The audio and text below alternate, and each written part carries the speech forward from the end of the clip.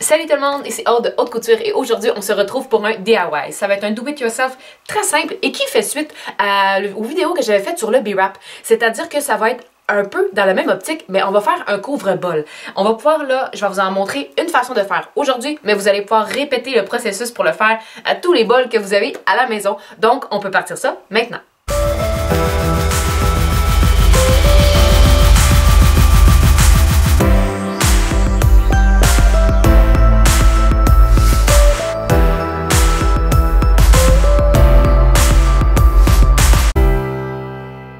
De plus en plus que je travaille avec les B-Wrap que j'ai fait dans la cuisine, je me rends compte que je l'utilise beaucoup plus souvent pour un restant d'oignon, un restant de citron, mais c'est très rare que je couvre mes bols avec parce que je vais en avoir relativement beaucoup à couvrir, fait que rapidement, je passe au travers de toutes mes B-Wrap. Donc, j'avais vu, c'est une tendance que je vois beaucoup sur Pinterest et c'est les couvre-bols.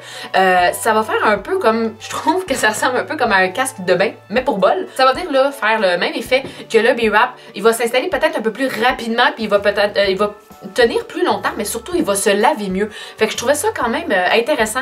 Je le fais avec du coton organique. Je l'imperméabilise pas. Je prends vraiment là, un coton tout simple parce qu'il va pas être en contact direct avec les aliments. Donc logiquement, il sera pas mouillé.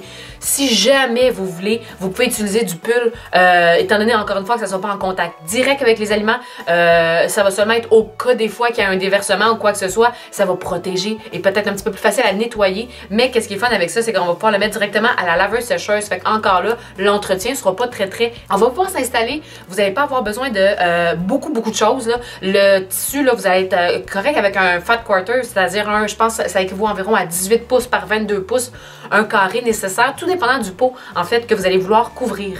Vous allez avoir aussi besoin d'un élastique 5 mm, d'un crayon marqueur, d'une règle, puis ça tourne pas mal autour de ça.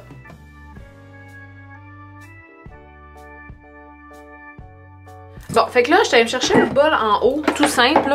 C'est ce que j'aime un peu de ce do-it-yourself-là, c'est que vous pouvez vraiment le faire avec n'importe quel bol. Parce que vous allez vous-même aller prendre le bol que vous allez faire, puis faire votre patron, entre guillemets, parce qu'on n'a pas besoin vraiment de faire un patron. Donc la première chose que je vais faire, ça va être avec mon crayon marqueur. Je vais placer mon bol sur le tissu en prenant bien soin de me laisser un bon 2 pouces de chaque côté. Puis je vais venir tracer le tour de mon bol. Puis après ça, avec un petit trait see-through, je vais juste venir à 2 pouces de distance, me faire une autre marque. Dans le fond, je vais recréer ce cercle-là 2 pouces plus loin.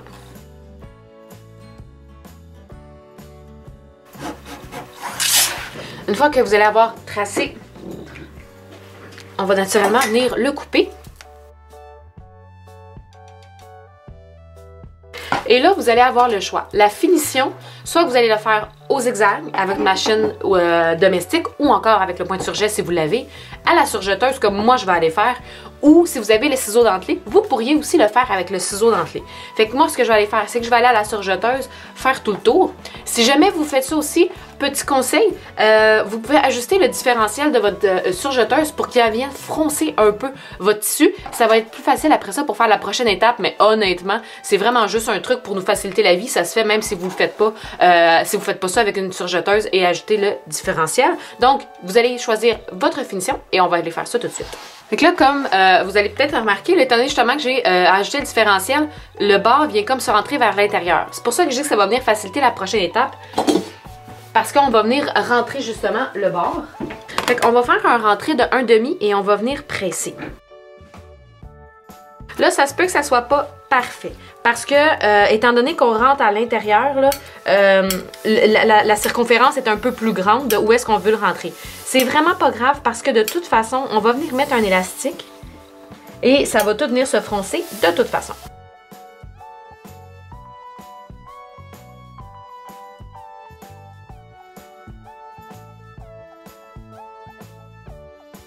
Fait que là, je vais venir coudre à la machine tout le tour de ce que je viens de rentrer. Je vais venir voir l'endroit parce que je veux que ça soit là naturellement, que ça soit beau, mais aussi parce que les griffes vont venir m'aider là à venir, faire avancer là, le petit surplus qu'il y a justement en dessous, étant donné que on a fait un bord dans un rond, comme j'expliquais tantôt, avec par rapport à que la circonférence était plus grande. Ça va venir nous aider un peu là à faire ça. Prenez en considération votre élastique qui mesure 5 mm, ce qui est environ 1/4 de pouce. Fait qu'on va venir là juste après 1/8 plus loin. Fait qu'on va coudre à un gros quart. Là. On va coudre à environ 3/8 de pouce du bord. Quand vous allez commencer, partir à 3/8 de bord, vous allez faire tout le tour. Laissez-vous un bon 1,5 pouce d'ouverture pour qu'on puisse rentrer notre élastique par après.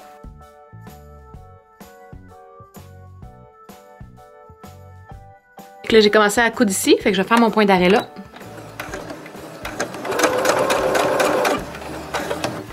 Et là, j'avais oublié de mentionner quelque chose tantôt. Vous allez avoir besoin d'une petite épingle à couche. Faut pas qu'elle soit trop grosse parce que sinon, là, elle passera pas dans le petit tunnel qu'on vient de se faire. Vous allez prendre votre élastique et si possible, sans le couper. Parce que moi, ce que j'aime bien faire, je sais pas le pot que vous allez utiliser, il est comment. Puis de toute façon, honnêtement, j'aime quand même mieux le faire comme ça. Je vais venir rentrer mon élastique, le mettre partout dans le couvre-bol.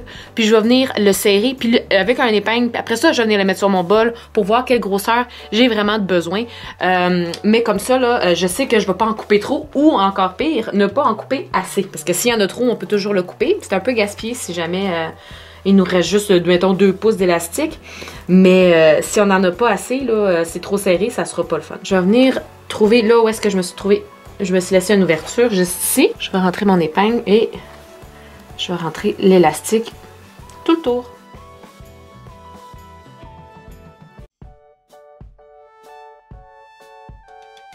Là, une fois que l'élastique va être rentré, ce que je vais faire, c'est que je vais juste venir ouvrir mon épingle à couche. Je vais pas l'enlever de l'élastique, je vais juste venir l'épingler aussi dans le tissu parce que je veux pas qu'il s'enfuit dans sa petite coulisse. Fait que je vais juste venir l'épingler dans le tissu, puis je vais pouvoir tirer sur l'autre bout d'élastique pour le serrer comme je vais vouloir qu'il soit. Fait que je vais prendre mon bol, le tourner autour. Là, si vous voulez être plus à l'aise, mettez-le à plat comme ça. Des fois, c'est un petit peu plus facile. Et là, je vais venir le serrer. Il y en a un petit peu plus d'un bord que de l'autre. Je vais pouvoir venir répartir mes fronces un peu plus tard. Là. Mais en termes de comment il est serré, j'aime quand même ça. C'est sûr qu'ici, il y a plus de fronces naturellement. Ici, il n'y en a pas. C'est pour ça que sur le dessus, il n'est pas super beau. Mais on va répartir notre élastique tantôt. L'important, c'est de savoir est-ce qu'on le trouve assez serré. Fait que moi, je pense que je vais le serrer comme ça. Je pense que ça devrait être bien. Il a quand même l'air de bien tenir. Puis il n'est pas trop serré, fait qu'il n'y a pas tendance à relever non plus. Je vais venir l'épingler mon élastique avec mon tissu. Et là, je vais me le couper, mais pas exactement où est-ce qu'il arrive. Je vais me laisser à peu près, là, je vous dirais 1 pouce. Un petit peu plus, on peut être généreux. Parce qu'on va venir là juxtaposer les deux bouts d'élastique en s'assurant qu'on les aura pas twistés, que l'élastique est bien passé partout. Donc là, je vais tenir mes bouts d'élastique entre 2 pouces. Je vais enlever mes épingles de où est-ce que je les avais installées là, pour tenir tout ça en place. Je vais les mettre un par-dessus l'autre d'environ là, un demi-pouce, je dirais. Peut-être un petit peu plus. Je vais venir les prendre, je vais venir les mettre un par-dessus l'autre comme ça ici. Et puis je vais pouvoir venir les coudre. Là, j'ai tout froncé dans un moton là, pour que ici, je puisse aller les coudre. Fait que je vais aller m'installer. Et là, on va se prendre un point de zigzag de la largeur de votre élastique. Et là, ça va être de s'installer sans qu'il y ait trop de choses qui bougent. Je vais venir faire le zigzag là, tout le long de où est-ce que je les ai mis un par-dessus l'autre.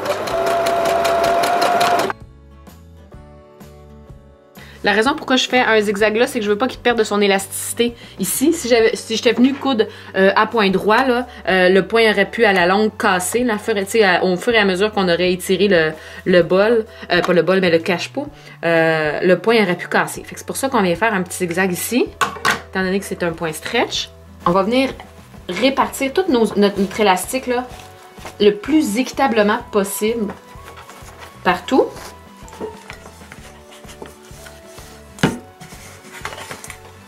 Et voilà, fait que là, je sais que de la façon qu'il est fait, je l'aime beaucoup, il est assez serré. Sinon, s'il n'avait pas été serré, on aurait pu le serrer encore un peu plus.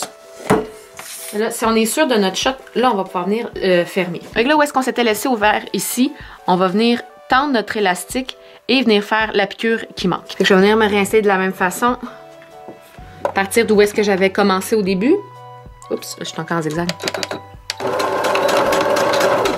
Puis je vais rendre où est-ce que j'avais arrêté.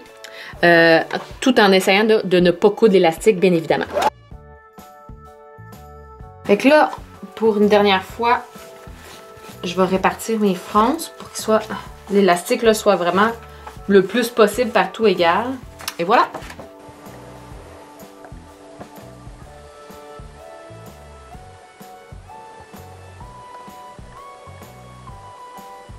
Et voilà, c'est ce qui conclut le Do It Yourself d'aujourd'hui. J'espère qu'il vous a plu et que ça va vous amener un petit peu plus loin dans votre virage vert à la maison.